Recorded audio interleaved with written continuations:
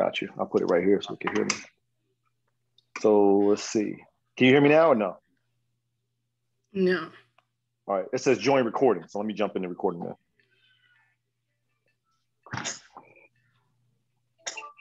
Oh, okay.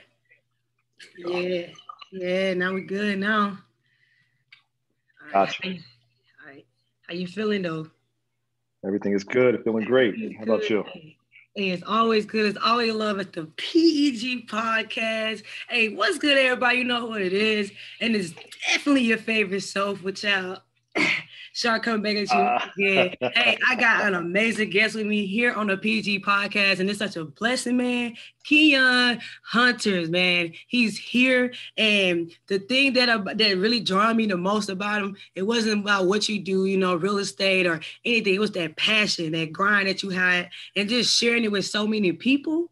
So, Keon, I'm going to give you an opportunity before we get started and let people know what you do, who you are. We're going to always give it back to the Most High, and it doesn't matter what you believe in, who you believe in, as long as we give back to that Most High, So we're going to take a little 5 minutes break before we get started and just give a little small word of prayer just to open up the energies for everybody.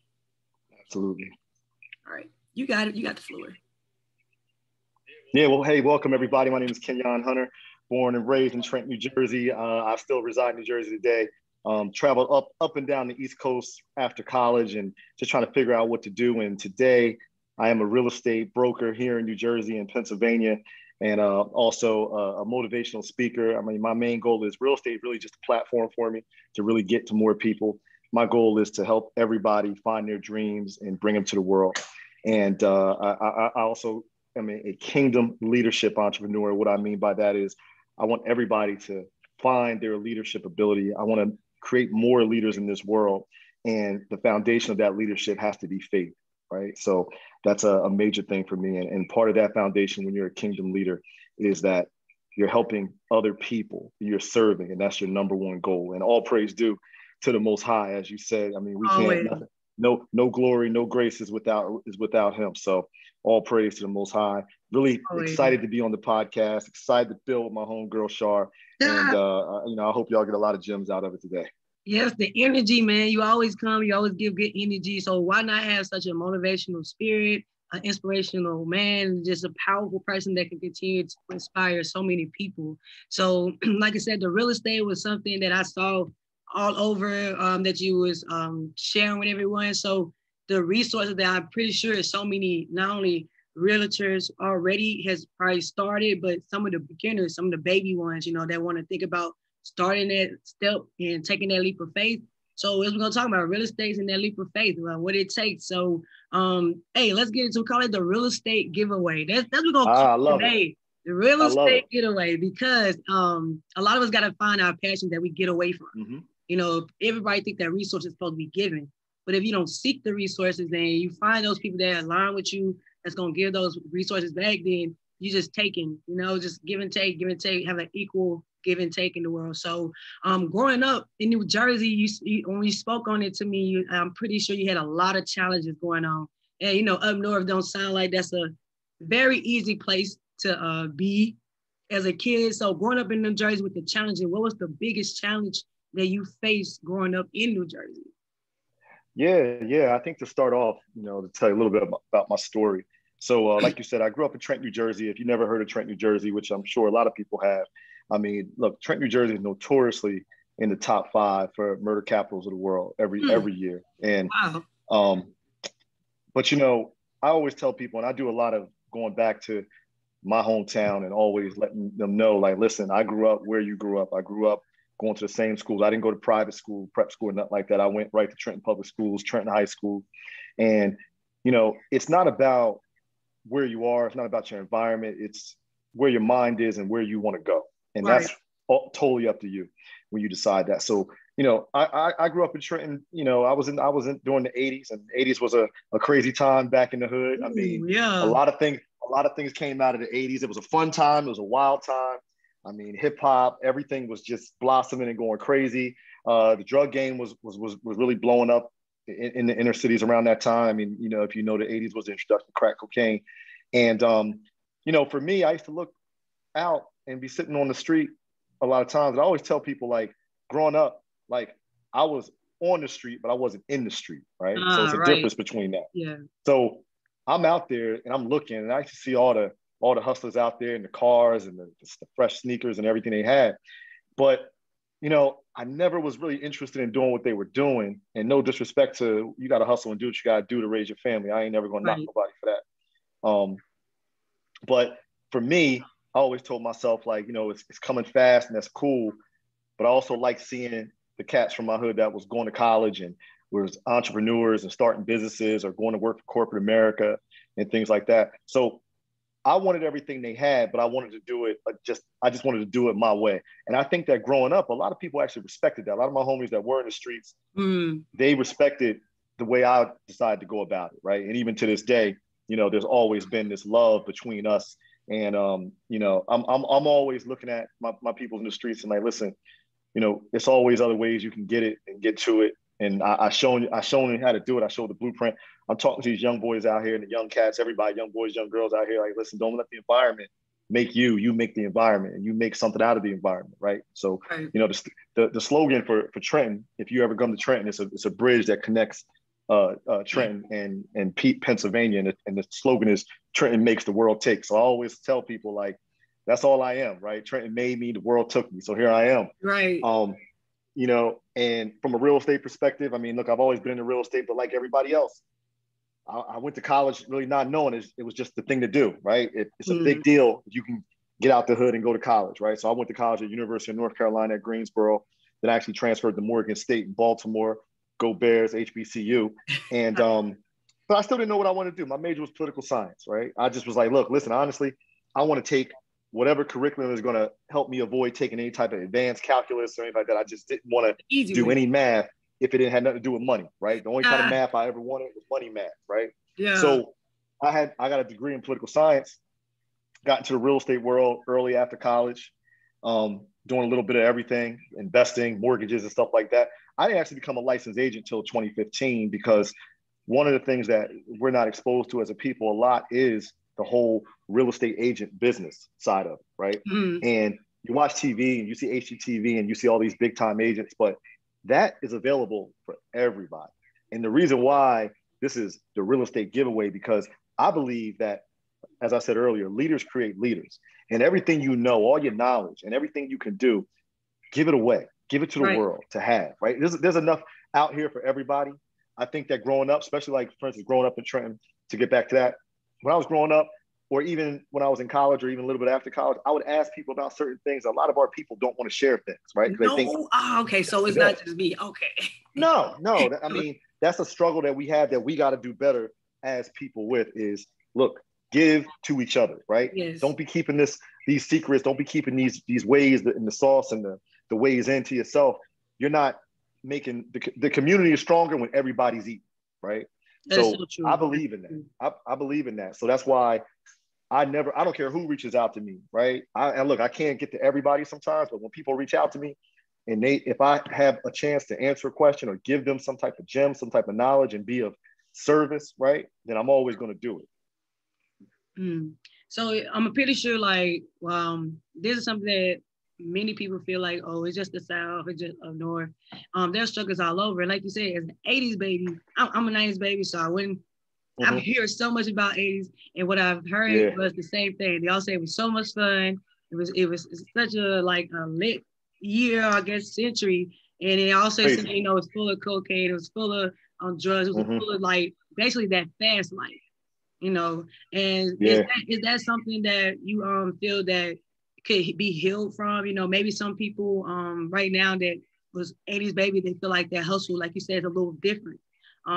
Is there some healing you think that needs to be going on for them to face that you can hustle a different way? Absolutely. I think that, look, for one, some of your biggest hustlers out there run some of the most dynamic businesses you can imagine. They run corporations better than some corporations to run. So imagine if, you know, we're just led to take that same business mentality, right? And we just kind of got to remove the fast money side of it, but look at the long-term side of it, right? And that same business talent that we're seeing in the street can start these businesses in real life, right? That's legal, that you don't got to walk around worrying about anybody. You ain't got to worry about your phones being tapped, your messages being taken. We're in this world of social media now where it's hard to get away with anything these days, right? I mean, really, because it's really a matter. Oh, that's anywhere. Like, look, it's a matter of, it's not, I'm trying to avoid getting caught. It's just at some point you're going to get caught, right? When they're ready to come get you. That's just kind of, This is kind of how it goes. They know what you're doing. They know who you are. They know you out there, right?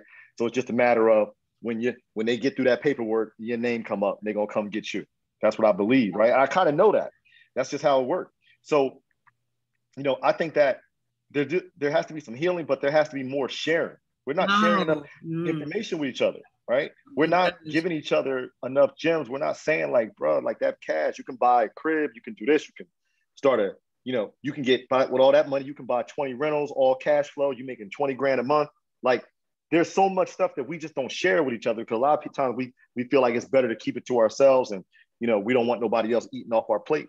But the problem is, you can't, it's lonely at the top, and you can't really get to the top by yourself. You gotta reach down and always be pulling people up with you. Because like I said, what people don't understand is, look at countries where there's this monarchy and there's this one rich family and everybody poor.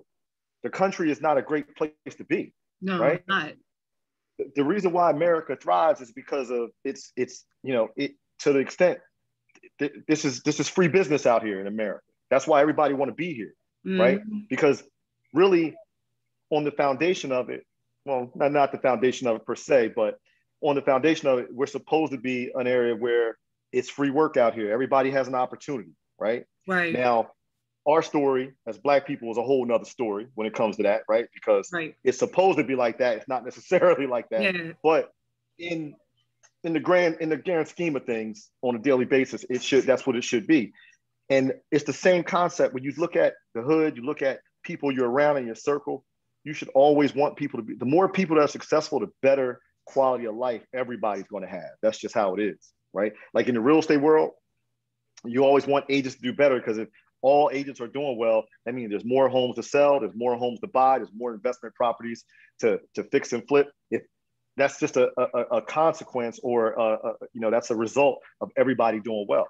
Right. And I know that coming from New Jersey and now taking the role of entrepreneurship and real estate, that's definitely something new that you bring into your community, because like you said, so many was on a whole different path and you took that hustle and brought it differently. So leading up to that, who is Keon Hunter? Who made Keon Hunter growing up in Trenton, New Jersey? Like, who are you? You feel me? Like, what made you? Yeah. So, I mean, to be honest, a little bit about like who I am. Look, I grew up just like I'm an inner city kid, but I had dreams. I had ambitions, and I have goals. I still have all these dreams and ambitions and goals. I've always been a person of a growth mindset, right? You never stop learning, you never stop growing. I was always curious about my life and curious about the things outside of my life that would be good for my life, right? Right. I think that's major for people. So, I grew up, mom and dad, my mother and father were together till I was 23 years old. I was already going out the house by the time my parents separated. But, my mom grew up in Trenton, New Jersey. I grew up in the house that my mom grew up in, and all her siblings. My grandfather was from Atlanta, Georgia. My father is from Atlanta, Georgia. So, I'm a big Falcons fan. And I love the South, right? Hey. You know what I'm saying? The South is I'm down deep down. I'm a Georgia boy because of my Georgia roots, right? But a lot of people up north always say, like, are you from the South? Because I'm just like, look, you just don't understand my ATL roots. My dad grew up in Bankhead, right? So is there? My ATL roots is just so deep that people think I got a little Southern swag to me a little bit.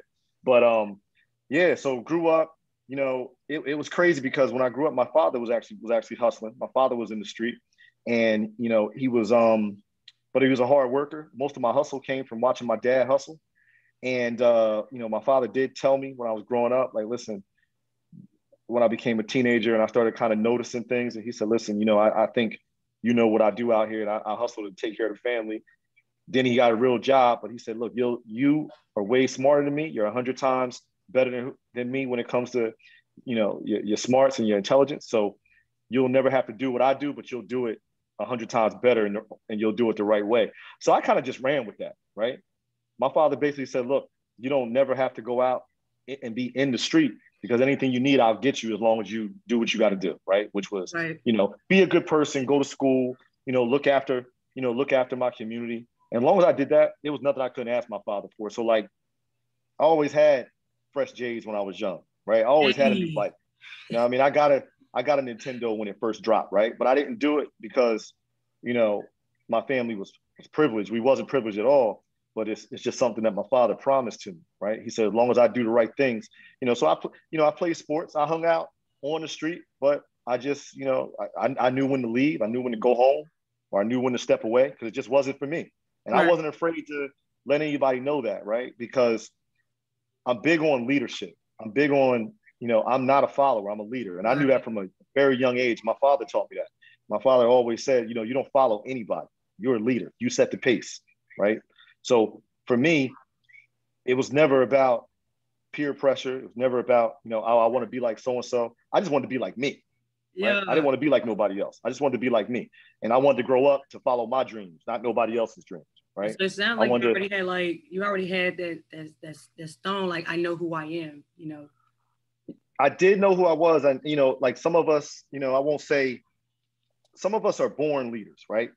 And then some people, we need people to help us develop our leadership. And at the end of the day too, not everybody's an entrepreneur. Not everybody's always going to be a person that can be in the front of the pack. Some people have a role within the pack, right? Within the organization. Right. So you need that too, but you got to recognize that about yourself. And I think for me growing up, that's just something I knew about myself at an early age, that listen, I'm a leader. I'm not going to follow nobody. Right. And if I'm not with it, I'm just not with it. So that made me a lot. I think just looking at my dad hustle, making sure everything was always taken care of, being a man of his word, saying like, listen, you ever want something, don't worry about it. You don't have to hit the street. I got you. And guess what? When I came and asked for it, them grades was looking right. I wasn't, running around getting in no trouble or nothing like that. And I was playing sports, doing what I had to do. If I asked him, he never told me no when I asked him for something, because it was more like, and today I'm a father, right? I got 2 children, and that's how I am with my children. Like, I'm blessed to be able to provide a life for my children I didn't live, right? They are seeing, and we live in, I can provide a standard of living that, I dreamed about when I was young for my children. That's a blessing in itself. But at the same time, I always tell my kids, listen, as long as you do everything you got to do, and you're a good person, and you're a person of service, then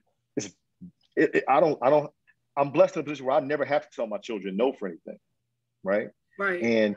But I kind of get that from how I grew up, because, my dad made sure it happened. I mean, look, I didn't always know what he was doing to make it happen, but he made it happen, because that's what he was a man of his word. You feel me? And do you feel like today's time picture, like, such as that Kirk Franklin incident that happened with his son, and more, not just saying that, but there's more celebrities that get thrown out there with public parental, say like the public parental rights, like far as like people in their business knowing how a child feel versus how they actually being treated. Do you feel like, in a sense, like such as that Kirk Franklin incident, do you feel that being a little, like you said, your father let you know, as long as you do the right things, you can go get it? Do you feel sometimes that maybe it's been handed too much to where they don't know, well, what the right thing is right, but they have more confidence of being privileged, that veil over their eyes, are more privileged than wanting to be right? Right. So I think there's a big difference between privilege and understanding, right? So like, if you ask my daughter right now, does your daddy just give you everything? Or is daddy easy, or are you privileged? She'll say, no, I know how hard my dad works, right? Like if I go to Target with my daughter, right? She's 8 years old. If I go to Target with my daughter, she'll say, daddy, I really want that doll, but I know how hard you work. It's okay, right? And my response is, you know how hard I work, so I can get it for you, and you deserve it, right? Because she's a good student. She do everything she got to do. So I think it's a part of, your children need to understand how hard you work.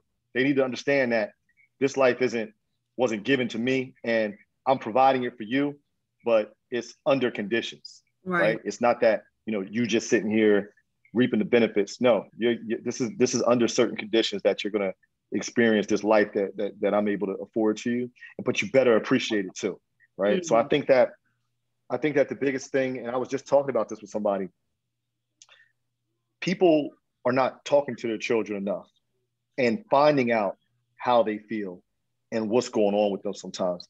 True. Like even, we got kids. So, there's things that children, if you don't ask, they're not going to tell you. They're not going to tell you if they're not necessarily going to tell you if somebody's picking on them at school. They're not necessarily going to tell you how they're feeling about themselves inside all the time. Right. So I think that as parents, we have to do a really good job in making sure we communicate with our children, making sure our children can always feel like they can come to us as well, right? When I was growing up, I felt like I could always come to my parents, right? My parents was younger parents. They was out there having fun, doing whatever they was doing. So it was almost like I wasn't afraid to tell my parents anything. And to an extent, I think that's how it has to be, right? I think there's a healthy fear you should have because, like, for one, when I see children curse around their parents, I just be like, whoa, I couldn't have did that when I was young. My mom would have smacked me in the mouth, right? This is how I was brought up. And like I said, my grandfather, my father, they're from the South. They don't play that, right? No matter how old you are, you don't, when any one of my neighbors could smack me in the mouth for cursing. And my parents wouldn't have had no problem with it. Like if my neighbor next door said, yeah, I had to tap him because I heard him talking real crazy to another adult. My mom would be like, that's what he deserved, right? Mm-hmm. That's just how we grew up. It was really like a village, right? Anybody's parents, any one of your people's parents could pull you up and make sure and discipline you. It wasn't a problem. You can't really do that today because nowadays you can't even yell at a child in the grocery store if they're doing something wrong or whatever. But that's the kind of responsibility level I think as parents that we need to have. You need to be involved and talk to your children. I think that to heal and for a child to understand, like, look, we worked hard and this is the life we're able to provide for you, but you have to appreciate it because if you don't appreciate it, you can find out what the other side looks like at any time, right? Because I always tell my children too, I say, listen, my son is only 3.5, so he don't get it, but my daughter, I always say, listen, when you get out in the world is never going to love you as much as daddy does. The world is not going to treat you the way daddy does. And people are not always going to talk to you the way I do. So you got to be prepared. You got to be strong. So don't get this life that we have as what the world is going to give you, because that's not what the world is going to give you. No, you know what I'm saying? That's true. I tell my girls that, like, because the environment is so safe, is what we created. When you go out in the world, that's why you're shaking, and when people be mean to you or people don't react to you the way you want them to, because not everybody is being taught the same thing. But just because someone's want to be mean towards you, don't mean you have to act that way. If someone's bullying you or something like that, then speak up. When you try to teach them how to speak up, but channel their energy in a way that you don't necessarily have to throw a fit. You don't necessarily have to retaliate in a bad way to get your point across. There's other ways you can say, I am uncomfortable with this, and then go into an adult and let them know in the proper way. Because like my oldest daughter, if she gets too frustrated, she has anxiety, and then she'll go off, just crying, tears, and it's hard for me to understand. Like, what are you saying? Like, and it takes forever, like 15 minutes, to literally get you to calm down. It's okay. Tell me what you're saying, and that's why you're the older one. So when I know how to come to you, but somebody else as your teacher, and as you get older, they come to you, they're not gonna know that. And if you throw a fist like that, they'll be easier to write you off than trying to hear what you say, because you're taking too long to tell your feelings, instead of just exploding and crying and going to like a manic meltdown. Say what's wrong, and give us the opportunity to fix it. So they have like a little safe bubble, like you said, you create your own safe bubble with your children. But that's the harsh reality, as we had to face as kids too. The little safe bubble is not given from everybody. They're not care. So that's actually strong of you and big of you that you teach your kids that at an early age, because I'm like you. I feel like many people are talking to their children enough. They're not sitting down and saying what's really wrong. Like, how do you feel today? Getting to write out their feelings, because that's something we'll get them to do. Come home from school, be like, okay, what did you do today? And don't tell me, write it down, because I want to know. Maybe you get too excited and tell me one thing too many times, but write everything down. So you're gonna write everything and your feelings too. Now we're able to understand how your day was, how did you feel throughout the day, and how can I help you see that maybe you was sad all day and you thought people didn't like you just because you were sad. No, you were sad, so you brought the environment to other people.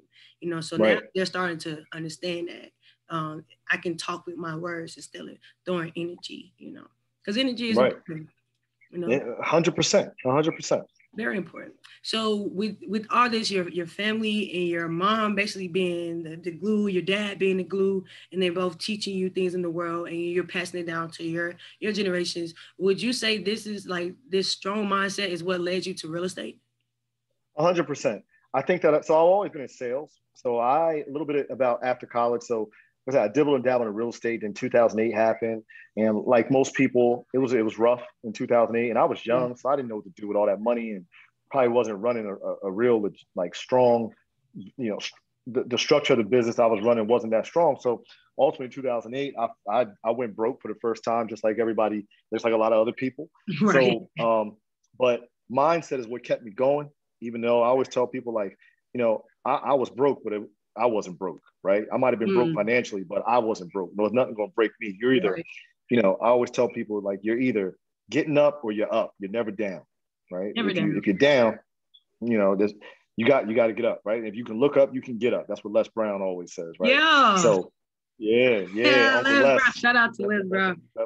Shout out to Uncle Les.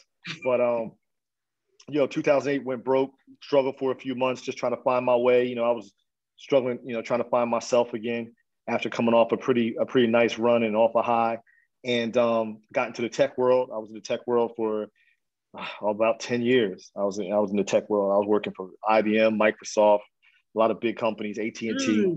I was working for a lot of these big companies where a lot of people probably would have been like, man, you work for these great companies, life must be good. And, I learned a lot about corporate America while I was working for those companies, but I always wanted to be an entrepreneur and do things on my own. I always wanted to have my own schedule. I always wanted to especially when I had my first child, I was just like, listen, I don't ever want to miss anything. And sometimes these companies, they got you jumping on planes to go deliver PowerPoints for somebody else. They got you in meetings doing all these things for somebody else. And I said, it got to come to a point where I want to do things, for myself. And that's when I explored becoming a licensed real estate agent. Then I became a broker. But mentally, in any type of sales role, you got to be strong. You got to be able to, no is something that you hear more than yes, a lot more, right? It's probably 10 no's for every yes. And if you're good at connecting with people, then you don't really get a no. You just get, I need more information to say yes. Mm-hmm. But we live in a world where everybody wants instant glorification. Everybody wants that yes right away, and they want it the quickest way possible. And sometimes in real estate and any type of sales role, just doing business in general, being an entrepreneur, that's just not the case. That's just not how it works. Right. And it's uncomfortable, but I always tell people, when you're in an entrepreneur, right, which is real estate, if you're in real estate, you're an entrepreneur. You got to get comfortable being uncomfortable. That's one of the biggest things. And that takes a certain type of mindset to know, like, man, I don't have no check coming in 2 weeks, but I'm going to make something happen in 2 weeks. Make it happen, yeah. You know what I'm saying? So it definitely takes a certain type of mental to be able to have that and to be able to, like, go every day with that, because this is why people get stressed. They have anxiety and they're worrying about everything because they don't know. Some people can't take things not being normal. Right. Some people can't take not being comfortable. So it definitely takes a strong mindset. And that definitely helped me really have a fast start and really blow up in the real estate game. So since 2008, you saying that that journey began the most for you to start, basically investing into yourself, going in the right path, knowing where to put your money to basically do better. Like you said, you went broke, and that's something that not everybody like. I'm pretty sure everybody at one point in time has been broke, and if you didn't like that feeling, that's the next feeling that the next person had. So from 2008, you've been grinding. So come 2020, you become the #1 ranking real estater in New Jersey. Like, how did that happen? I know there's that mindset. You definitely upped the level a little bit. So, like, where did you go when you decided, like, I'm going to become the #1 real estater and I'm going to make this happen in New Jersey? Yeah, that was crazy because I didn't even know I was getting that. So I do a lot of my marketing and network on social media. I think social media is a huge key to doing business these days. It's a huge key to connect with people. I mean, back in the day when people didn't have it, imagine, you couldn't connect with thousands and thousands of people just off one click. No, right? just one click got us here. One click One and you click. connect with thousands of people. So, I think that what happened was I just did a really good job branding myself and, giving people an insight on, look, I'm not trying to sell you anything, right? But I can help you if you're trying to buy something, Right. right? I can help you if you're trying to sell your house. I can help you if you need some motivation. I can help you if you need to empower yourself. I can help you if your leadership skills need to be refined and you're not getting through to your audience. I can help you with those things. So at the end of the day, it's the basic principles of life, right? Right. The more you serve, the more you earn, right? The more impact that you put out, the more impact you get back, right? That's It's true. just that's just how it works. So with real estate, I branded well. I continue to reach out to people, and really too, it's the energy that you give out. Like you said it earlier, energy is so important. And if you look at my social media, if you know me in real life, people know I never give out bad energy because Nah. I don't give out bad energy. It's just not something I don't sit there. I don't sit there. Like, something happens, you don't sit there and stay there. You leave, you walk away from it, you move on from it, because once something happens, there's nothing you can do about it, right? Whatever effect it has on you, you're either going to move forward from it, you're going to solve it, but there's no point in you staying there. So that's why bad energy is something that I don't like to be around. And because I don't like being around it, I definitely don't give it out either. I'm not going to subject anybody else to it with it, because I don't let it eat at me. I think if you let bad energy just run you, it's just going to eat you alive. Right. Yes, that's what happens to you. That's why people start sinking down into these holes, because of all the bad energy. So I think you just always got to be wary of that. So yeah, for me, it was just really, really just always giving out good energy, and people are attracted to that. Like, people usually gravitate to things they like. Mm-hmm. And who doesn't like good energy? Who doesn't want to be positive? Who doesn't want to, just be in a good space in life, right? In a good headspace. That's where it all starts. It all starts with where your mind is at, your attitude. So I just think that that's what really brought me to that point. And the company's nationwide, right? Like, you went nationwide, right? So that's definitely pretty big. Coming from just a little boy, he said, with the southern swag out of New Jersey, that was definitely big. Impact so many people's lives, and this one just in New Jersey, but around the world. That's definitely big. And was that scary at any point? Like, was there any point you wanted to give up? And because you said you didn't know you was going to get it, so at any point on this journey, did you want to give up? I'm pretty sure there's a lot of challenges you had to face. Yeah. So no, I never want to give up, because I just feel like you need to fail your way to success. So a lot of people are afraid of failure. Fear is from the fear of failure, right? Everybody is scared to do something, scared to take that next step, scared to ask, scared to, even relationships, you got people that you might see the person of your dreams right in front of you, but you might be too scared to walk up to that person. The worst thing that person can do is say no. And guess what? They answer the question for you. That's not the person of your dreams, at least right now. Right now. Anyway. So you got to, Michael Jordan, Kobe Bryant, rest in peace. They just kept shooting. I don't care if they was having an off night. They're going to keep shooting. Right. So and the way I look at it, that I never, and maybe that's something that, growing up where I grew up, that taught me, I just never had any fear of anything. I've never been afraid to fail, because to me, when you fail, you're just really learning how to succeed, right? You know what you kind of go back, you see what you did wrong. Okay, how can I fix it so I can get where I need to be next time, right? So you can't be scared of failure. You can't be scared of anything. You can't be scared to take risks, take some shots. Your dreams are usually right on the other side of fear. On the other side so of fear. If you can just take that, I always tell people, you need like 20 seconds of insane courage to do anything. So if there's any spot where you're at and you're afraid, all you need is 20 seconds of insane courage. 20 seconds of that insane courage will push you through whatever that wall, that fear has been created. Because fear is not really even a real thing. No, it's a feeling. It's a feeling that you choose to have. Yeah. Right? That's the difference between people who will jump out of a plane and who won't. You don't think we're the same. We're all human. Right? And we probably have, similar emotions, but people who proceed, they just have enough courage to move forward. That doesn't mean they didn't feel the same feelings you had. They just had enough courage to move forward. So I always tell people, and I encourage people, listen, we all have this feeling of fear, but there's this thing called courage that some of us choose to use to fight through it. That's so crazy that you used to like to jumping out of a plane. I wanted to feel like, who jumping out of a plane? Me, you? Okay, like I know I'm going to pass out. It was do you good, right? Like to face it, I've been facing it like straight knocked out. It wasn't do no good. But I was able to go on this hiking trip, mentorship. Like I told you, I do a lot of mentorship, and we went on a mentorship hike. And when we went out there was this bridge. I'm not gonna lie, it's pretty up there. And it wasn't that solid. It wasn't like a solid bridge you could just roll across it. Like it was shaky.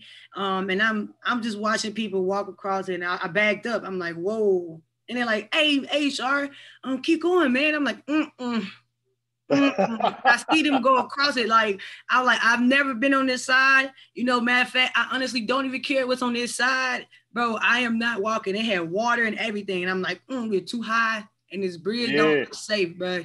Don't look safe. But everybody walked across it. So it's like, it's safe. Like, we all walked across it. I'm still like, right. So I had more courage in me at that moment. I was like, I ain't want to like everybody look at me and be like, dang, you scared. So I'm like, all right, I've been in the military before. I can face a few fears with this height. Right.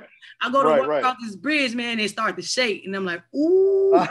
It started shaking? It started shaking, bro. I'm like, okay. Oh, man. Okay, let me back up. So I back up to where I was comfortable. They're like, come on, man. I'm like, hey, but you don't feel like, I'm good on this side. So one of them decided to come back. And at that moment, I was like, dang, he's walking back. So I know for sure I have to push forward. So he came back across the bridge. It's like, come on, we'll walk it together. And I'm telling you, bro, I'm tipping. And I'm just like, as long as I don't focus on the water, just look at my steps in front of me, we good. So I walked in, it shook, bro. I swear my heart was pounding. But I didn't care about the duck. I didn't care about the geese. I didn't care about the sunset. I was looking at my footsteps, man. I was just, boom. When I got across that bridge, I was like, yeah, okay. Right. Okay, I was like, look at that. I could have never got across that bridge, but what really got me the most wasn't even the excitement that I had faced my fear. It was what was on the other side. Now I had been on this side of the hike and walked it many times, seen the waterfall and everything, but I have not ever been on this side because of the bridge. Every time we come up to the bridge, I'm like, we'll walk around. Let me take it to another side. You feel me? And it was so beautiful. Like the whole little spot was so beautiful. Trees, hiking spots like I had never seen before. And what hit me in that moment, like you said, that whole thing had me scared this whole time, and I could have been over here this whole time. Time. So we came to face the bridge going back, bro. I was like, I don't care. I was still a little scared because it's that fear still trying to defeat you. But I'm like, I did it before, and I do it again. I just walked across with ease now, and now we just go, and it's like I'm not as afraid of it. It's like, oh, it's heights. Okay, cool, and I'm walking, and they're like, dog, that's pretty big of you. That's really big because my mother couldn't got me on that bridge. But the fact that he walked back and was like, I'm gonna do it with you, it was like, okay, I can't say no because he's looking at me like, come on, mentor, come on. And I'm like, and I'm telling y'all to face fear, so I can't say face fear and then not face mine. So when you said that, it really like brought me like you for real. Like when it comes to certain things like that, facing fear is just a deception. It's a blockage to what you really want, and you can be scared because like what Steve Harvey said, he was like, the difference between trying and actually getting that result and saying no is that with the no, you're guaranteed a no. It was like with the other one, you don't know. You get the no, you get the yes, but how can you know if you're too scared? So that was pretty big that you said that. Hey, listen, another thing that Uncle Les says, you don't have to be great to start, but you got to start to be great. That's true. You know what I'm saying? That's true. You know what I mean? So, that's true. Everybody want to be great, right? Let me be great. Everybody, whatever. But to be great, you got to start. You got to start. You got to start. Most everybody was an amateur at some point. That's true. You know what I'm saying? Everybody was an amateur at some point, and they started, and they became who they are today. So when you look at people and you see them ultra successful, they started somewhere. They didn't just start off great. Right. I mean, it took some trials, some error, took a couple of failures here and there. People got to realize that. So you're going to be an amateur in the beginning, but you got to start. You got to take that shot. You got to take the jump, as Steve Harvey said. You got to take the jump, and you're going to hit a couple rocks on the way down and everything like that. But you got to jump. You know what I mean? And that's that. And I'm scared of heights too. Look, I would have saw that bridge and it was elevated. I would have been like, listen, I don't do heights, but I'm gonna go ahead and I'm gonna have to do it, but I don't do it by choice. I'm not gonna do it. You know what I'm saying? I'm not a height person. I got kids now, so I got a different reason why I won't skydive. But before, if I didn't have kids, I would have did it just to try it. You know, just to say, you know what, I'm gonna go ahead and do it. It's probably adrenaline. Now I'm a little different because I'm like, yo, I got kids. I can't really be doing that. You know what I'm saying? The man on the mission. Hey, that's what it is. And that's the mission that everybody's on. Like you said, Michael Jordan, he wasn't Michael Jordan just starting off. Like, nah, he was short. They didn't want him on the team. And the one thing Michael Jordan said that got me was Michael Jordan has shot 9,000 times. He's shot more than 9,000 times. He's missed 9,000 shots, and he has missed 300 of those game shots. And the 26 of his game winning shots was on him. He missed them all. So it's like if Michael Jordan can miss 9,000 shots, he can lose 300 games, and he can 3 of those games was 26 game winning shots that was on him. He lost, and he's Michael Jordan to this day. Why not keep going? You know, failure is just gonna keep you building. You know, and so he was a man on a mission to be Michael Jordan, and you're a man on a mission to be Kenyon Hunter, and not just for real estate, but for just empowerment. So explain that mission. Like, what does that ultimate mission look like for you? Yeah, the ultimate mission is, you know, I believe that we all have dreams that the world needs, right? Another person I listen to a lot is the late Dr. Miles Monroe.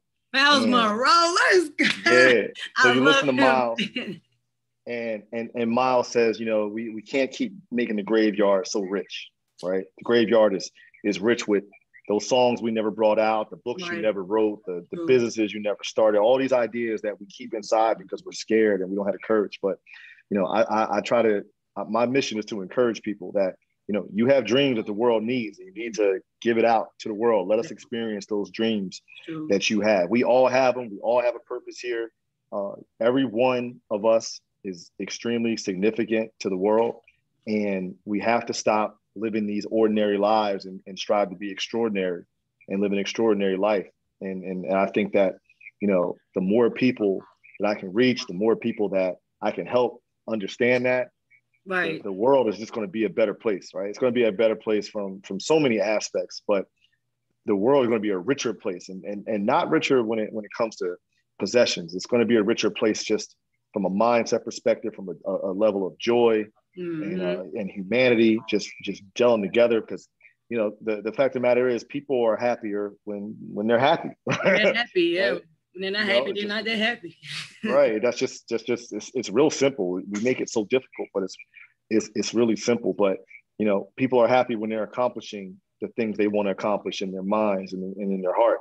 So that's my mission. The mission is to do that. You know, I respect everybody having faith. I always say, listen, you know, I meet people from all different walks of the world and all different faiths. To me, faith is faith, no matter, you know, what you call your God. Right. At the end of the day, we're all going to bow down to the same God one day. So I love you just the same while we're all here in this unknown, you know, all working our way through the unknown. Right. Right. But I encourage people to make sure that your faith is your foundation, because it's not an easy road. No. And if you don't, the strongest foundation you can have is faith. Right. No matter what you're doing. You know what I'm saying? That's the strongest foundation you can have. I don't care if it's in, you know, being an entrepreneur. And I don't look in marriage. I'm on my second marriage. So I can tell you, I don't know how, if you don't have faith in your marriage, I don't know how it works, you know, because you need that foundation to deal with somebody living with another adult. Right. But in life in general and everything you do, like, faith is the foundation. So I encourage people to have that kind of faith. Find your faith, reach out for it. Some people are afraid to, or too shy to even acknowledge faith or even reach out for it. Right. But I encourage people to find it, whatever it is. I'm not going to tell you what your faith should be or which one you should gravitate to, but I just feel like you should, you know, search within yourself to find out in your heart which faith is going to be your foundation. And then once you have that foundation, just push, you know, put God first and grind, you know. That's so true. That's so true. Because you can't fail for that. Like you said, that unknown, we all walk in the unknown. So what are you scared for it? Like, okay, Right. we'll never know anyway. Right. You can sit here and talk about it like, oh, we can imagine. Oh, that would be nice. That'd be nice to ride in the drop town. Oh, that'd be nice to go to this hotel. Oh, it'd be nice to Right. go to this country. But if we don't do it, try to make an attempt to do it, like it's just a dream, right? It's a vision It's just versus a a dream. dream. I just tell people all the time, a vision is what we are. A dream and a vision is the same, but it's different. The difference between a vision and a dream, you can close your eyes, and you can see it. You only gonna see it when you sleep, you're dreaming. But a vision, if you can open your eyes and see that same dream wide open, then that's not a dream. That's a vision. That's a vision you should take upon because God is showing you something. And you need to take those He's steps. always showing us. Yeah, so maybe you need to, people call it illusion. It's not an illusion. If it seems so real and it's like right there in your face, that means that's how close it is. You need to go get it. And that fear will keep us from it. Listen, what we're imagining, it means something. Albert Einstein said, our imagination is the preview to life's coming attractions. Yeah. Right? So these things aren't just coming to us for no reason. The things that we're thinking, it's meant to bring to the world, like one way or the other. We have to do that and follow our visions and follow our dreams. And, I just tell people, chase the dream. Don't stop chasing it. It's going to come. It is on the other side of fear. Don't worry about the failure. The failures are lessons that you're going to learn as you go along. And we're all, like I said, we're all in this unknown. So what you worried about it for? We're all in the same boat. You know what I'm saying? All we can do is strive and do our best to make the things that we want to happen in this world. Right. And just like you said, hold on to faith, and we pushing forward with that unknown. That's okay. Because if you stop right there, you're still not gonna know. You're just stuck inside your world. So what would be some difficulties that you have faced, but you held your faith just pushing forward, Oh, yeah, absolutely. I mean, look, most people's biggest fear is being broke, right? I've been broke 3 times in my adult life. I never want to be broke again. So, right. But some people don't understand that when you're an entrepreneur, you're going to take risks. Sometimes it's going to happen. And, sometimes it's going to happen more than once. And to me, people could say, going broke is failure. And it's a lesson learned. Once again, most of the growth comes from when you're most uncomfortable. That's where most of your growth comes from. So that was a big challenge for me. I think that just, growing up in the environment I grew up in, it's real easy to succumb to it. But me, I just decided to push through it. The collapse in 2008, that was tough on everybody, but yes. I decided to push through it, right? I've been fired from jobs before, and you can take that how you want it, right? You can say, oh man, I got fired, I'm not good enough. No, I'm not good enough. I'm good. Just, me and them, they're not good enough for me. That's why it worked out that way, right? It's all in the way you look. You have an attitude, right? Sometimes people are worried about everybody liking them. The truth of the matter is, you know what? Not everybody's always going to like you, right? No. But not everybody has good taste. That's how I look at it. You know what I'm saying? That's all what it is. You feel me? That's what I say. I'm like, shoot, you don't like me, you got bad taste. Yeah, bad taste. Because I'm good peoples out here, right? So it's not me, it's you. That's how I look at it. And that's kind of that's how you got to look at it. Look, you're always going to face adversity. You're always going to face some trials and some tribulations here and there. I mean, if you read the good book, the good book talks about that, right? The good book talks about, you got to go through these tough times to stay strong, right? Because the thing about that is you're going to go through these tough times, but shoot, tough times don't set you back. They set you up. They set you up, right? They set you up. Set you up. A good friend of mine, that was one of my defining quotes was tough times don't set you back, they set you up. And a good friend of mine, my man Randall, he always says, because he has a great story too. I should connect y'all because you would love a podcast with Randall too. He said bad times either make you mad or magnificent, right? Because a lot of times you don't want to die and look back at your life and say, I wish I did. I wish I did. I always rather say, I'm glad I did it. You know what I'm saying? Yeah.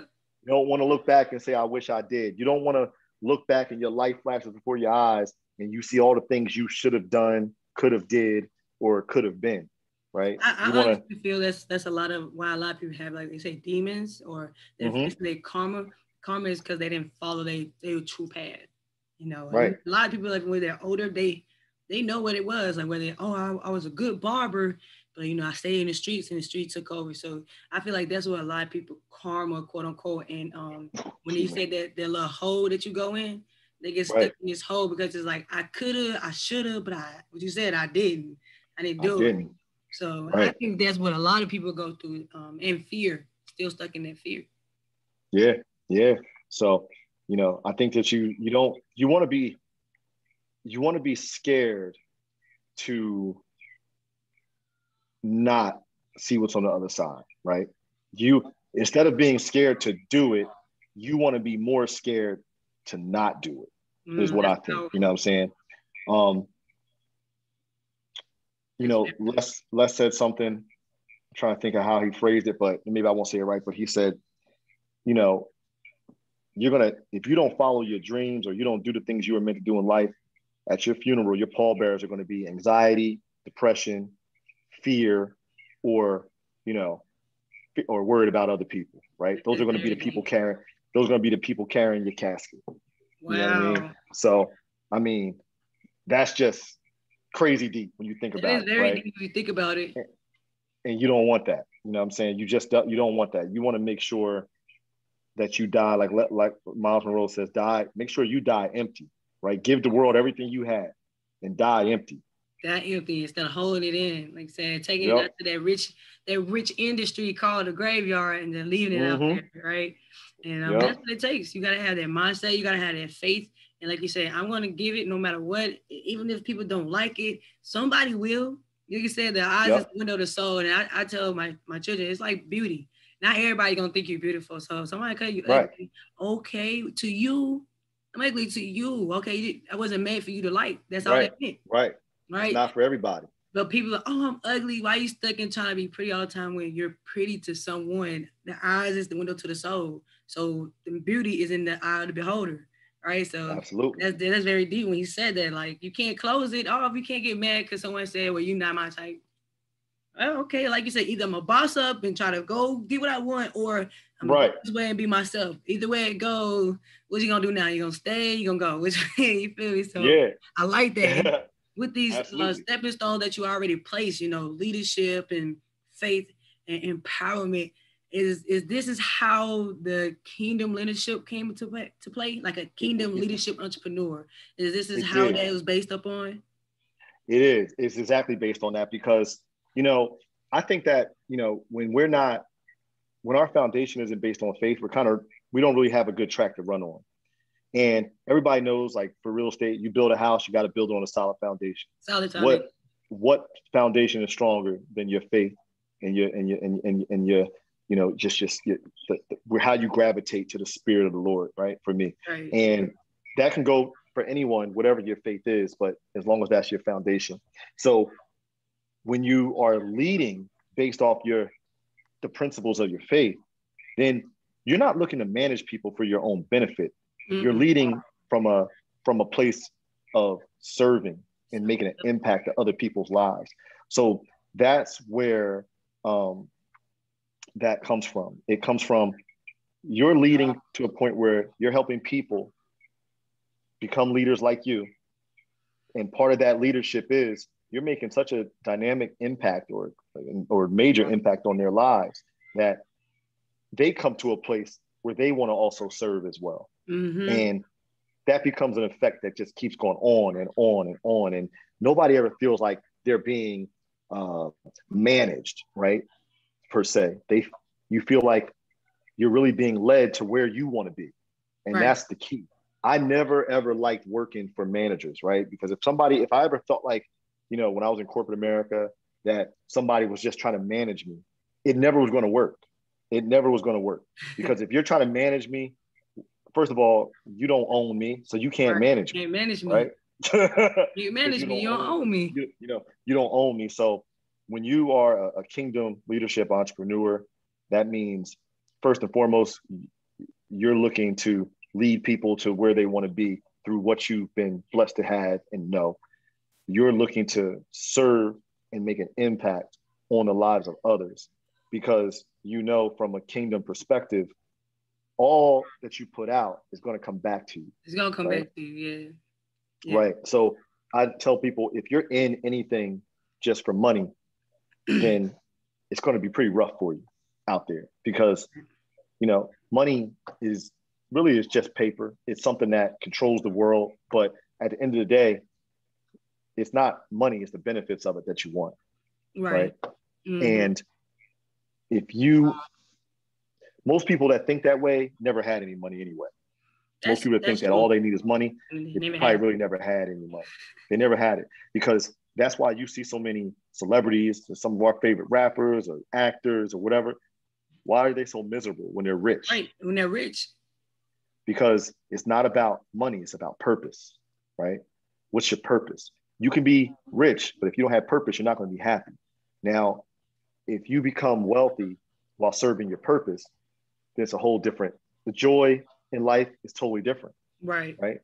You're happy because, you know, you're fulfilled. But, you know, I just don't believe that, you know, you gotta have the right intentions. You gotta have the in your heart, it has to be about serving other people and helping people get where they need to be. And I actually like that when you speak on it, because like the reason why you built the foundation of the leadership entrepreneurship that you're talking about, kingdom leadership entrepreneurship, that like that same principle that you had behind that's the same principle that I stand behind with Church State Academy. Like, it wasn't about just Forex. Like, you know, like I told you, I know Justin Owens, right? I know him, but I didn't get a pleasure to work with him. I didn't get the pleasure to work with him, but I know the influence and impact that he had. And it wasn't to me about the marketing. It wasn't to me about the money, because like you said, once you touch it and you've been through things in your life, then money becomes just paper. Right. Paper. So people are so interested in learning foreign exchange, and I see them getting on platforms, and regardless, it wasn't just the platform he was behind, but other platforms, and I seen them flop hard. And the main thing they always ask me, like, how are you still going? How are you making it? It's like, because I knew that I'm going to mess up, so that didn't hurt my feelings. Like, I cried, like everybody else. Nobody like to lose $100. Nobody like to lose $1,000. But guess what? If I figure out why I lost it, then I can never lose that again doing the same thing. You know, it's growth. So I liked it, the fact that the reason why I started to build and I have Church State Academy wasn't just for Forex. It was, like you said, to master yourself before you master anything else. Because in real estate, the money comes. There's an option that's going to happen because you signed up for real estate. Like, that's what we're coming to unite on. But can I show you that in abundance, you would get and seek everything? You know, you start to understand yourself. Why are you not understanding something simple as a broker? Like, why is the broker then click to you? Maybe you, like you said, never had money, so you don't know how to stack money. Okay, let's take that and let's break it down to start healing you, you know? So it was more than just making money. It was to give back the resources, the empowerment, and let you know we on the same journey. And if I can do it, you can do it. You know, absolutely. Like you said, you're making wave out there in New Jersey, and it's like, yo, they looking at Keon. I'm like, dang, I knew Keon, and he was that boy on the streets, man, and everybody had that connect. But guess what? The difference between you and Keon, he found his purpose in life, that personal legend, and we was a follower. So like I said, I saw so many people doing it, and I looked at Justin Owens, I looked at David P.E.G. Jr., I looked at all these inspirational people, and I'm like, they have so many impacts that they do in life and so many followers. I don't want to be a follower. I want to be an inspiration, a light like them. You know what I'm saying? So how can I take that and build my personal legend off of it and not just following? And once I understood that, everything that they did, even down to the Forex, even down to the simplicity of the scanner, it made sense. These resources are given, but can you take them and understand them? Can you dive a little deeper inside of them? You know, and that's what you said. I realized in real estate too. Okay, they'll give you a topic and be like, okay, this is what it is. This is what you think about it. Boom. Some people only go that far. If you read the sentence and you don't understand it, go to the chapter, and maybe you have to read the chapter to figure it out. That's what it takes to dive a little deeper. So that's why I was calling the trench work. That trench work is to dive a little deeper, because it don't click the first time to everybody. Right. So when I read up on the Kingdom Leadership Entrepreneurship, I was like, this is the reason why I started not just P.E.G, but I stepped outside of where these impactful influences are doing so many things in life. And I decided that's what my personal legend is to do, not to take, but to give that psychological back, because you can go over there and learn foreign exchange. That knowledge don't change, but are you going to master you? Because the market is you. Right. So that's deep. That when I heard you say that, I'm like, man, God just definitely keep putting people in my path. That's crazy. That's how it works. Yeah, that's crazy. That's how he works. That's absolutely how God works. And it give you kind of chills a little bit, like knowing where you started, and then you're like, I was scared. I was scared to see what people gonna think about me, but the fact that you're linking up with so many people, and like you said, something that you wouldn't have had a chance if the internet wasn't possible. But now you're linking up with so many people around the world, you're literally hearing different perspectives, but on the same path you are.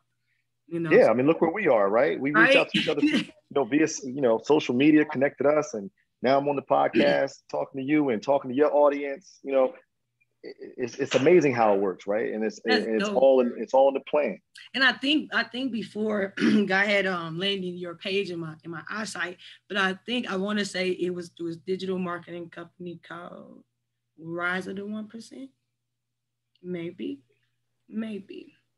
But it was Gerald Bass. He was like, he show you do I do content and stuff, and it was your picture that stood out the most. And I'm like, oh, okay with the suit. I liked the suit. I liked the flavor. I'm like, okay. I wasn't on like, let me connect with him. Like, I didn't know, I was still in that mindset. If I reach out to him and connect to him, like his followers is way big, like he ain't gonna answer. So I was still in that mindset. Now today, I don't even care. I would throw my shot out there. Kevin Hart can get it too. I would throw my shot out there and be like, if he don't respond, well, I tried. So when you came back into my presence, I was like, this is the same dude. And I rented, this is the same dude. I'm like, nope, I'm taking my shot this time. And like, you made me so happy. He was like, yeah, let's do it. I'm like, oh my goodness. Yeah, absolutely. Look, I was scared, but I broke that barrier. You feel me? Like, right. Because listen, wouldn't you hate it if, you was like, man, I wish I could, link up with Kevin Hart. And then one of your people was like, yo, I sent Kevin Hart a DM. Could you believe he responded and said he would jump on Clubhouse with me? Right. Like, all because, but like, it's just, you never know. You right? never know. You never know, right? So, I mean, you'd be surprised, right? But you got to reach out. You got to take that shot. Take this step, please. If you never, like I said, I'll say it over and over. I think that's a big message that people should take. You don't have to be great to get started, but you got to start to be great. You got to start to be great. You got to start somewhere. Just start and just do it. Right. You never know. Like that. You wouldn't know if you didn't start. Yep. Take that shot. You'll always listen. You'll always find out something from trying to do it or just taking a step. You'll take a step and know that, hey, I did it. It didn't work. I got to refine it. Hey, I did it. It worked. I'm taking it to the next level up. You're always going to find something more out. Right. Yes. You might even find that you don't like it. Right. I tell people all the time, like even in real estate, like you're going to get in real estate. You know what? Yeah. Dive in. And you know what? You'll find out if you like real estate or not in 3 to 6 months.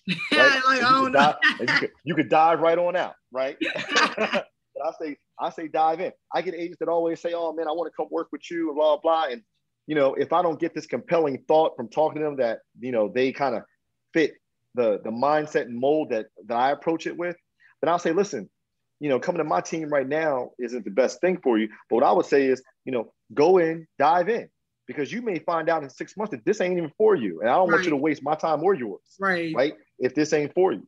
Right. So you got to dive in. You got to find out. You got to, a lot of times, people say, I heard somebody say it, you always got to find out what you're made of. Yeah, I like that. You know what I'm saying? You got to find out what you're made of. That's like everybody want to be rich. And some people say, yeah, money ain't everything. But everybody to find out for themselves. You know what I mean? Right? You find what you made of. Right. I can tell you money ain't everything, but I'd recommend you find out for yourself. That's fair. You know what I mean? And you're empowering so many, and you express, like you say, call him Uncle Les Brown, right? Yeah. So how did you start seeking mentorship through the great Les Brown? Because that blows my mind when you said that. I was like, whoa, I know his story from front to back to front. Right. Like, what? Right. So how did you get there? So this is key for your listeners and for everybody to take this in.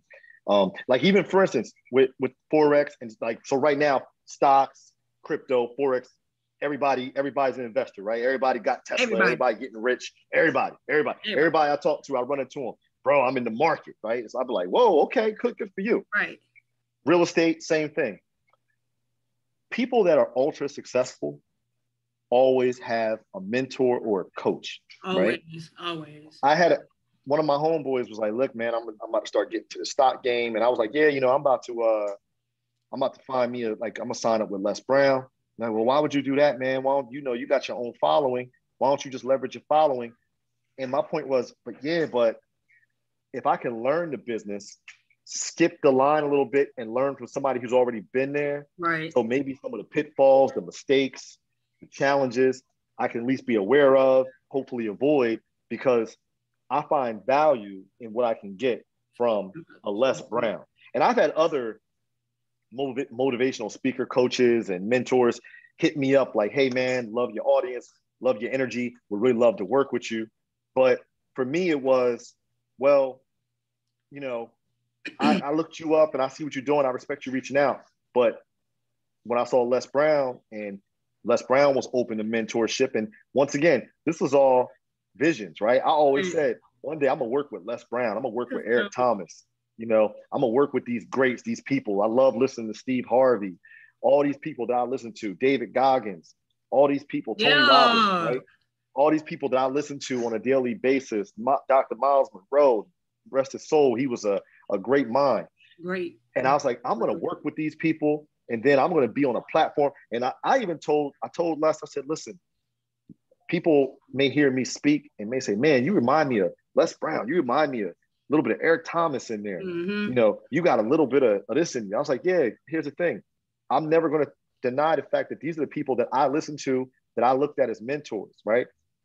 But I'm not trying to be the next Les. I'm not trying to be the next Eric Thomas. I'm trying to be Kenyon Hunter. That's all I'm trying to do. I'm just trying to be who I am. But yeah, that was like something I envisioned.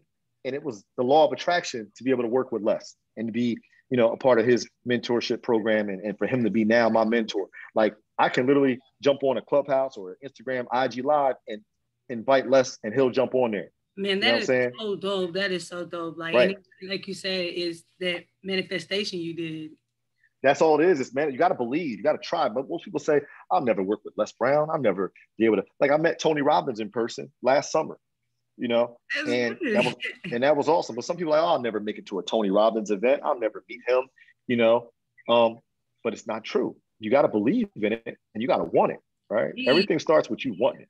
Maybe I feel it's more so like you wasn't in competition. He's like, oh, Les Brown, oh, he's teaching me. You know, maybe people like feel like, oh, Les Brown, I want to beat him. Like, it's not a competition. No. Like, I like how you said that, because when I decided to, like, okay, I'm going to step away from the network marketing. You know, I'm going to learn me. I understood to continue foreign exchange, I can't just do it by myself, because I was getting mentorship from high level traders, you know. So I seek mentorship, and I'm mentored by Karen Fu, and she is #1 trader in Singapore, and she went to trading school, you know, for 4 years, and she's the #1 trader nationwide. So I'm like, you know what? Let me go over here. And when I started to dive a little deeper, I saw that, yeah, if I had never left this platform to go seek more, I would have just known just on the top of the surface.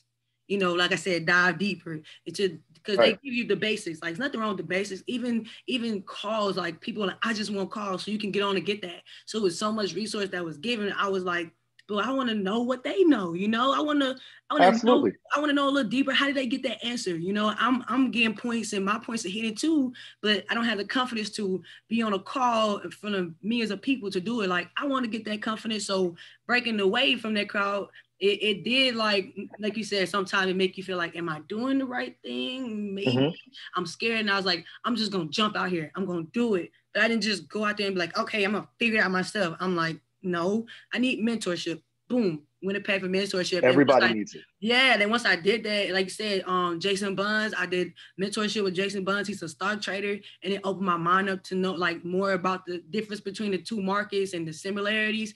And then I spoke those words. I was like, I know Les Brown's story. He's the reason why I started P.E.G podcast. Real talk.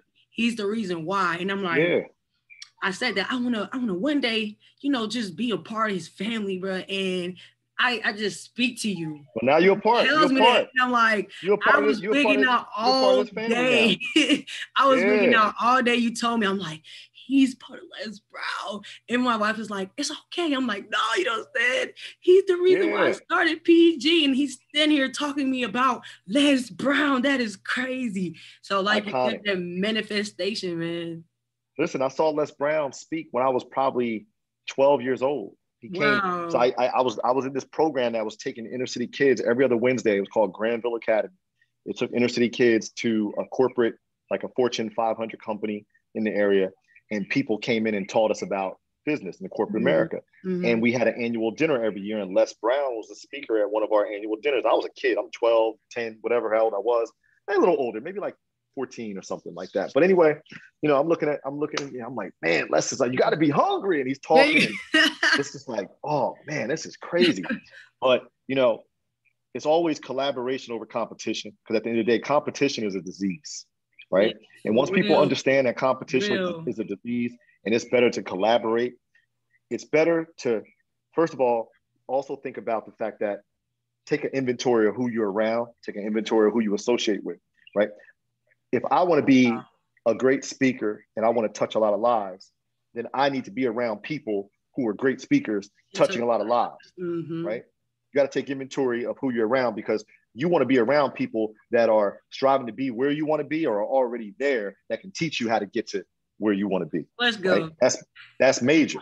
That's major, right? Because they say that if you hang around 5 losers, I guarantee you'll be number 6. You know what I'm saying? You may probably be the best loser. Like you probably be the loser that has a little more money in your pocket when you're a loser. Right. And you probably heard you never want to be the smartest person in the room. If you're the smartest person in the room, it's time for you to go to another room. Because if you're the smartest, what are you learning? Nothing. You're not learning anything. All you're doing is sitting there trying to flex of how much you know so other people can tell you how smart you are. Right. And that doesn't do anything for you. Right. No. So you always want to, if you're looking to level up, you got to be around people that, hey, man, I see you hustling. I see you running. Let me run next to you. Run with you, or run next to you, run with you. Or you got to be hanging around people like, look, you way ahead of me, but I'm trying to catch up. And the best way for me to catch up to you is to run right behind you and learn from you. You know what I'm saying? Your footprints. Right. Right. I'm gonna see these footprints should land. Now, look, too many people. Look, we're not trying to reinvent the wheel, right? No. We're not trying to reinvent the wheel. The foundation, the paths, they've been laid. Sometimes we just gotta learn how to follow, right? We gotta learn how to follow, lead our own way, and take those paths, right? Don't worry about what so and so are doing and what so and so is doing. You got to worry about what's on your mind, what's in your heart, what your goals and your dreams are, and you got to go and shoot for it and keep shooting for it. You know what I'm saying? I was watching this Oprah and Iyanla Fix My Life. So when she first went up on Oprah, and she's like, Oprah stepped to the side and let her share her stage. And we know, the public know Oprah shares stage. What? Like, to who? So when she did that, it kind of boosted her Iyanla up to where I can do this. So I want my own show and I want to do this. And what she didn't understand, like, wait, hold on. She shared her stage. Like, that's what that wasn't shown to her. That was that veil. She's like, hold on. Right. Oprah shared her stage. She'll share her stage with no one, and she helps many people. Right. Right. So when she got the big head, they trying the network trying to compromise, trying to make her feel better. Like, not this year you can't have your own show, but maybe next year you're just not ready. And she thought Oprah was like, oh, Oprah's trying to kill my shine and this and third. And so she quit. Right? She stopped getting mentorship through Oprah. So Oprah was like, okay, I did my deed. I'm no hard feelings, and kept going. And bro, she flopped hard. Like, she lost her $1 million home. She went back to being just regular basic poor, you know what I'm saying? And right. She had to go through her marriage crash, her daughter died, and all these things. I'm talking about just a whole. And what she realized when she went back to Oprah, she had to be in that egotistic mind to go learn her lessons. You know, no one ever broke her down. God never broke her down and said, "Hey, look at this." And you got a gift of speaking. And Oprah is sharing her stage. She's like so caught up in that money. So when she went through this healing, she waited until she was like completely, I can talk to Oprah without emotions from the past. And she went public with it. Oprah brought it back on her stage, open arms. And now she had her own show. And in that time, the little things she did not know, Oprah was teaching her about your royalties, your rights, your owning this and owning that. She owned nothing. So every show Inayana ever did was to the TV series. She owed money when she went bankruptcy. She had to owe these companies because she didn't write a book on time. And that little stuff Oprah was teaching her. But because she's like, oh, I see this stage. Oh, she just shared her stage with me, so I gotta have the stage. It was like, no, Oprah never shares her stage. So you got to look at the person that's mentoring you. And if they're coming out their box, like, I see something in you. Why would you, they tell you, like, take time. It's something that you need to learn. So she tried to like come back and like, it was me and this, and Oprah just like, it's cool. You had the big head, you flopped. How did it feel? And she was like, bad. She's definitely like bad. But I learned. Well, what the thing that people don't realize is the people that you look at, they have mentors. I don't care if you're the CEOs of big Fortune 1000 companies, they have somebody that's mentoring them. Les Brown, Tony Robbins, all these people, they have mentors. They have people that they have coaches, right? The number one real estate broker in the world has a mentor and a coach, that somebody that holds him accountable and keeps him going, right? Teaches him how to stay where he's at, stay number one. These people have mentors, right? You got to, Eric Thomas talks about, like, people pay for knowledge. They pay for information. They want to be better. And you got to do that, right? So I always tell people, whether or not they're getting the finance game or getting the real estate game, find mentors and surround yourself with like-minded people. And like, I like when you said, even the like-minded people, y'all all don't want to be, he's smart, and I'm the next smartest, and then he's the last smart. Okay, well, we only gonna learn as much as he's gonna learn. All right, so let's go be around a billionaire at this point. Let's go be around someone that has a higher knowledge, like you said. Because if you're the smartest person in the room, then there's a problem. Because no one's gonna learn. Go to the next. You got to go to the next room. No, you say I gotta go to the next room. Yeah. So with having these mentors, and me, that mentors are very important. Having these mentors and having the great Les Brown as your mentor, what are 5 things that you learned from Les Brown that starting off it had to take time to understand? 5 things to learn from Les Brown. So one, I do a lot of speaking, and I know how to speak, right? Okay. But I didn't know the structure or the business of speaking, right? So one thing Les said, when you're speaking and trying to attach to an audience, your goal is to distract, to dispute, and to inspire, right? So that's one of the first things that I learned from Les. Then one of the other things that people, to connect with you, they want to know who you are. They want to know what do you have and why should they care, right? So that's another way to connect with somebody. Another thing that, you learn is everyone has a story. Everyone has something that, life is not really some straight path. So you want to tell your story, and your audience and the people that you want to reach, they want to find significance in your story. They want to relate to your story. So you're always trying to create an emotional event with your story to do that. The other thing is, we live in a world that, you want to stand out because we live in the attention economy, right? Everybody wants attention. Everybody wants attention. So you have to find a way to stand out within this attention economy. And then the most important thing you learn from Les, number 5, would be, it's possible. It's possible. If you listen to Les Brown, it's possible. Right? Hey, it's possible. it's possible. Your dreams, it's possible. The career, relationship, whatever you want to do, it's possible. And you have to at least feel that, right? You have to tell yourself it's possible, right? And behind that, it's so much power in that because, man, I want to start this business. Here's that wall of fear. It's possible. It's Boom, possible. I'm past that wall of fear. Man, I want to write a book.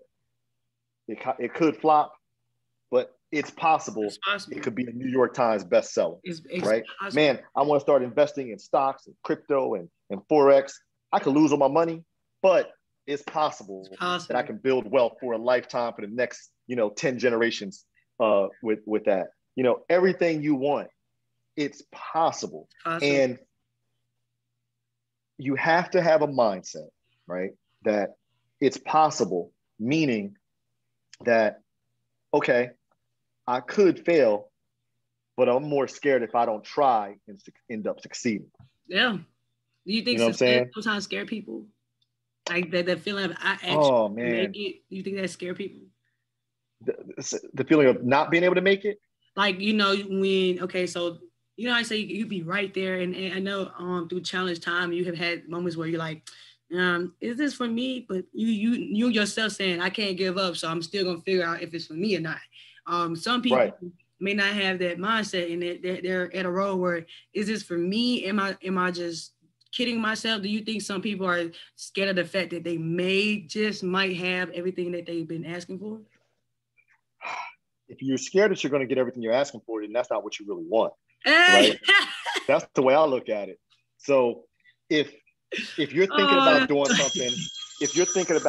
something, and what you're thinking about doing tells you, oh man, but if I succeed and become, a best-selling author, dang, that's going to be crazy for me. You know what I mean? Right. Then you must not really want it. You must not really want it. So I think that, if you're worried about succeeding and you're scared to say, well, what if I get it? Then that's not what you really want. Yeah. That's not what you really want. Idea. Right. Yeah, that's not what you really want. So I had to take that real quick. But so there's no such thing. No such thing. You guys heard it. No such thing. Yeah, if you're scared of success, then you just really don't want it. That should motivate you. That should push you towards your goal even more. It shouldn't make you want to back out. So, like you said, It's not what you want. So, right. I know some people could say, "Oh man, I want success, but I don't want the notoriety. I don't want the attention. I don't want the people around me." I can see not wanting certain aspects of it. Like, I mean, look, I always say, man, I want to be rich, but I don't want to be famous, right? That's how a lot of people say, right? Like, I always want to be able to walk around in Target with my kids and nobody, no cameras following me and, stuff like that. So I can see aspects of success that you might not want. But as far as if it's something you are passionate in your heart about doing, then you can't be scared to get it, because what's going to drive you to get it in the first place? Right. You gotta have something that's gonna drive you to get it, to want to go get it. Right. And with that, like you said, those fears, those doubts, those walls, it's not real. So with bad habits, we're all grown up in a cycle with those bad habits, fears, rejections, doubtfuls ourselves. And that's a generational curse that we all face. Mm-hmm. To break that, do you think to be able to shed that, was it hard for you starting off to shed those old habits and now to be the person you are today, not afraid of fear, not living in doubt, and you're going for all your aspiration? Was it hard when you first started off to shed those things? Not for me particularly, because I think, look, I didn't grow up, with anything, right? I didn't grow. All I knew was make it to the top and get more, right? Right. And so nothing that I would say I had to shed. But I'm always learning, right? I mean, I failed at a lot of things. I failed my first try at college. I ultimately failed, right? I was on academic probation after my first semester. I failed. And you learn like what's necessary and what you need to do to succeed. So I don't think you're ever shedding anything. I think you're always learning something. Learning. Right? Learning is key. There's a two different type of mindsets. You're either a growth mindset or you're a fixed mindset. Yeah. Fixed mindset is, oh man, I'm the best realtor out here. My numbers are crazy. There's nothing anybody can teach me, right? I don't need no coach. I don't need no help. I don't need to follow up with the times because I'm the best. A growth mindset is, man, you never stop learning, right? You're always learning. You're always growing. I don't care if a brand new realtor wants to have a conversation with me. There's probably something I can learn from that person, right? Right. So that's a person with a growth mindset. So I think when you're a growth mindset person, you're never worried about failing. You're never worried about, things having to shed things. All you're concerned with is, what am I learning, and what can I take away from it in everything that you do or you come across. It's what am I learning? What can I take away from it? How can I do better? So really not shedding, but evolving. You're evolving. You're evolving. My tagline for my real estate team is real estate evolved. My real estate team is called Evolution Ave Group. Hey, always evolving to the person you want. You're always evolving, right? In everything you do. Blockbuster went out of business because they didn't evolve. They didn't evolve. Right? You're in the South. Y'all had Kmart down there. Kmart went out of business because they didn't evolve. They evolved.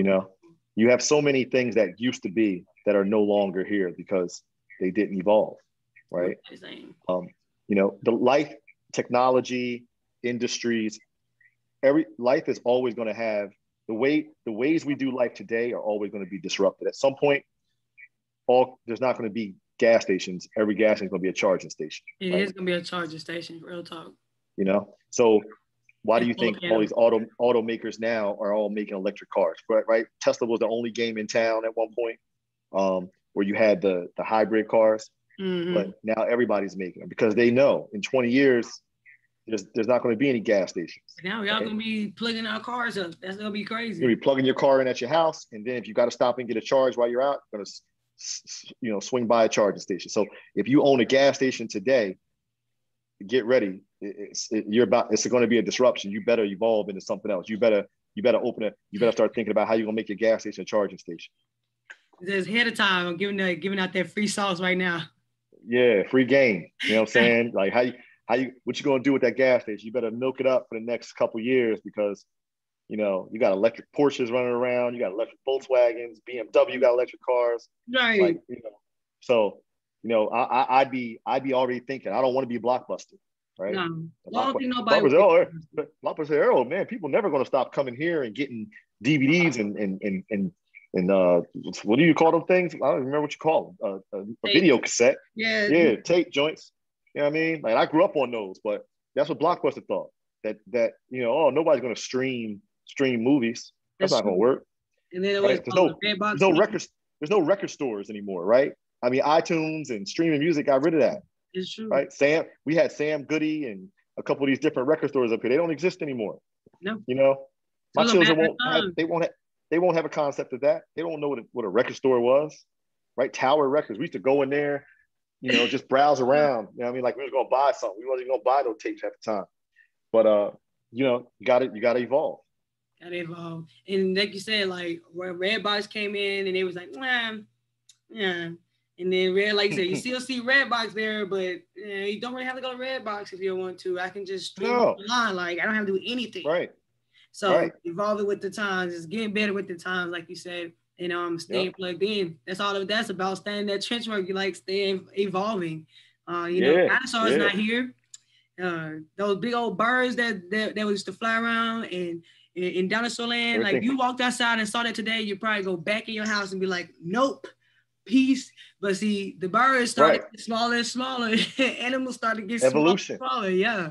So we can't expect to stop. Can't expect to stop. Life evolves. I like to tell people like technology is constantly evolving, and then you're getting older, your kids getting older. How in your mind you just think I'm gonna stay the same for the rest of my life? How? You're gonna have problems because everything around you is growing except your mental. And so your body is not matching your mental, your kids not matching your mental because everybody has started to change except you. So evolving with the times, and is there any advice that you would give the listeners that you share with your leadership program? Is there any advice that you give, like how do you actually deal when you start to face those challenges, that we spoke of? You're going to have challenges. And I think that anytime you face a challenge as if this is going to be one of the biggest learning moments of your life. Right? That's big. Every challenge is, instead of not, trying to avoid the challenge or being upset about it, embrace it, right, and know that it's going to be, it could be a major learning moment for your life. And from that challenge, that what you can pivot into out of that challenge is usually going to be something greater. And you're not even going to think about it being a challenge once you accomplish what you're looking to accomplish. That's true. Just constantly moving forward, basically. Constantly moving forward. Keep your eyes on the prize. Keep your eyes looking forward. So, challenges, or even a moment, just these pivotal moments that we run into in life. Sometimes you got to think to yourself, when you're scared or you feel challenged, you got to think to yourself, what if you never have this moment again? You may never, imagine like when a football player reaches the Super Bowl, you got to prepare for that Super Bowl game, those 2 weeks up to Super Bowl, like you've never prepared before, because you may never get to the Super Bowl again. Yeah, you can play football. There's players, Charles Barkley never won an NBA championship. He's been there, but never won, right? So you got to keep that in mind. Life is moment to moment, and it can end at any moment too, right? Your sports career, you could be the number one basketball player in the state, in the country, whatever, and your career can be ended at any time, right? Just like life. We all, 55,000 people, I believe, die on the U.S. highways every day. Wow. Right? You got to be thankful. And that's not even number one. Actually, heart disease is number one cause of death. So more people than that die per day of heart disease, right? But 55,000, that might be an old statistic, actually. Maybe. It used to be 55,000 die on the American highways every day. So imagine the fact that, be thankful that you're not one of those 55,000 people. Right. Every day. Right. Like it just has to happen to you. Right. But also realize that you easily could be, because you're not in control. No. Unless you're in the house in a shell, right? And even then, I mean, shoot, a lightning strike your house, tornado happen. I mean, you just never know. This happens inside the house. Right. So you got to live your life to the fullest. So, overcome your fears. Be more fearful of not being successful than, of failing, right? Because failure is a part of it anyway. You're going to fail your way to success, whether you like it or not. Right. So why are you still pushing forward, right? So everyone's out here pushing forward, and they're like, okay, telling me to push forward. So to connect it, make it relatable. Why are you still to this day pushing forward? You hit number one ranking. All right. You made everybody know real estate is my game. Don't mess with me. Right. So why are you still pushing forward? You're gonna life. First of all, number one, God put me here for a purpose, and my purpose is to continue to reach as many people as I can, and continue to change lives. Change as many lives as I can. Continue to help as many people become successful as I can, and realize their dreams.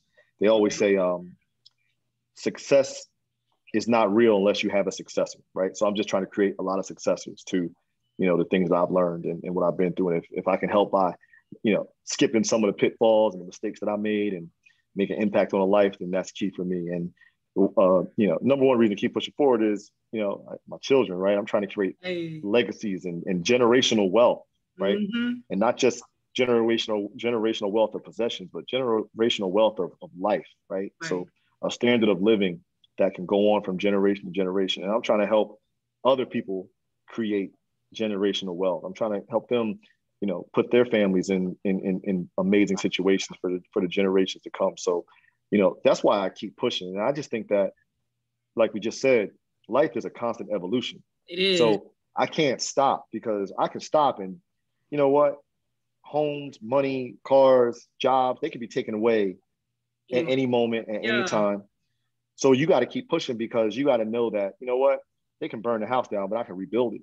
The business can go away, but I can start another one. Right? Right. So that's the thing. Like, you got to know that, those things can all be taken away, but you got to keep pushing forward, because you always got to be ready to either build on what you have or build it again. So I think that that's one of the number one reasons I keep pushing. And I just think that, for the most part, is always people that need, that need what I have to give, right? The dreams that I have to give to the world, there's always going to be people that need it. So for that reason, I'm always going to keep pushing. When I'm 70 years old, thank God for social media and being able to access. I'll, just like Les Brown, I'll still be here giving the word to people and giving the inspiration and looking to empower people, because, you help people, they become, I'm hoping they pass on and they bring other people up and make an impact. But then where's the next group that needs it, right? Right, that domino effect. Right, we just got to keep going, right? We got a long way to go. We got a lot of work to do out here. Got a lot of work to do, man. Can't stop here. You got to constantly add on to that resume, get that resources back. And being a person like you, making wave, to being just a little country boy from New Jersey and coming out to being #1 ranking in real estate in New Jersey is like, yo, if it was me, and I know you said in my hometown, you inspired me, and I don't live in the same state. So I know the people. Oh man, that's dope. You, they're like, yo, I know this kid, and he used to be in the same school and I did. And he did things that gonna inspire me to up on my business. He inspired me to step out on my leap of faith. And that's what it's all about, building that personal legend that's going to impact people for years to come. And the fact 100%. That you decided, like, this is my mission. I don't care about the corporate America. I don't care about the money they're making. I don't care about being rich. I just care about giving those resources and people valuing your resource, not just giving it, but people like literally paying for your resources and like, I'm going to get value from him, not coming for as this is just another bill.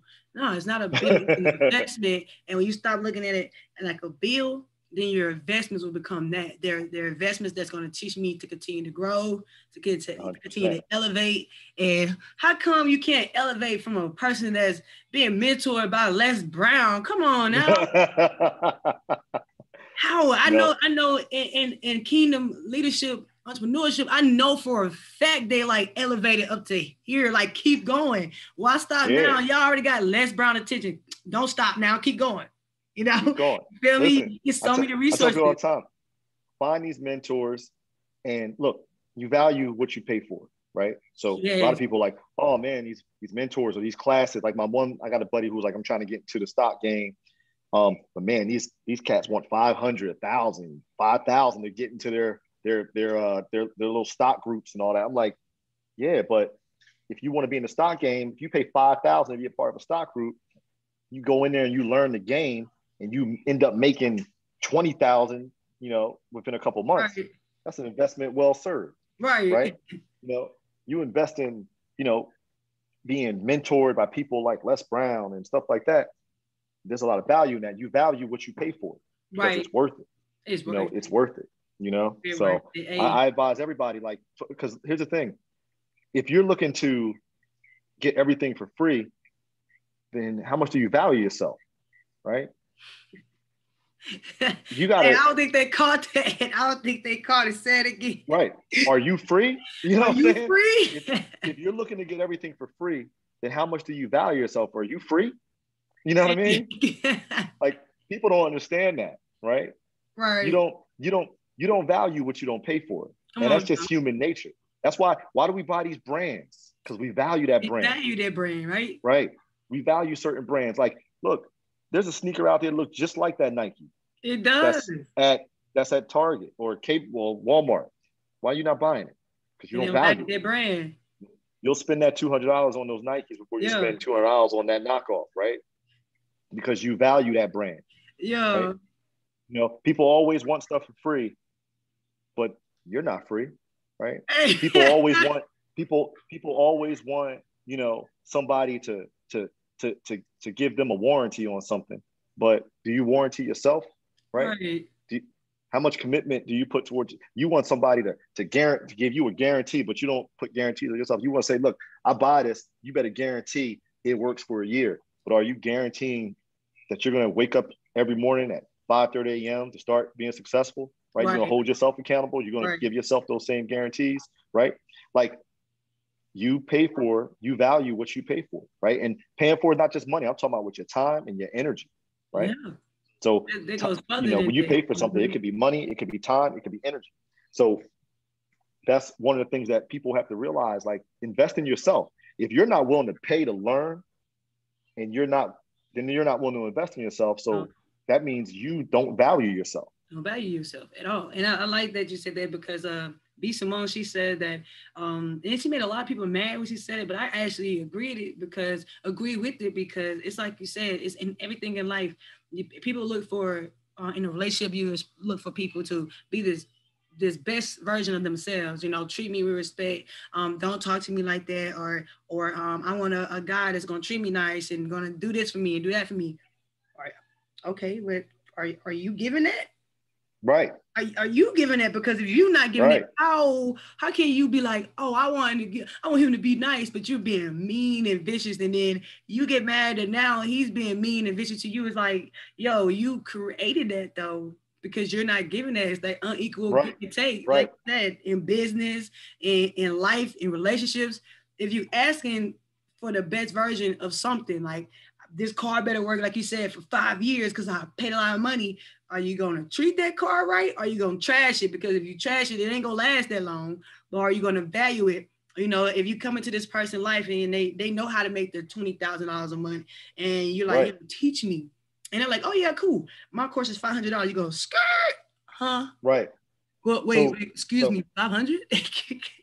So it's like, so you want to be a millionaire, but it's not worth your millionaire dreams aren't worth a $500 investment. Yeah, right. Right. I think people should say that to themselves. Like, even if it's 5,000, your millionaire dreams aren't worth a $5,000 investment in yourself. In yourself. Right. So if you can't invest in yourself, but you want somebody else to invest in you for free. Yeah, that sounds very backwards. Very backwards. Right? you sound backwards. In yourself, but you want someone else to invest in you for free. Right. Oh man, give me that game, bro. Well, listen, man, I charge, blah, blah. No, but give it to me for free. Oh, wait a minute. You don't want to pay to invest in yourself, but you want me to invest in you for free.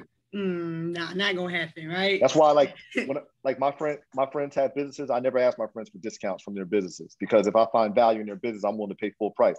Just like I don't go in a Louis Vuitton store and say, yo, I need that bag, but y'all gonna give me a discount. Y'all know they don't discount. Walmart gave it. You know what I'm saying?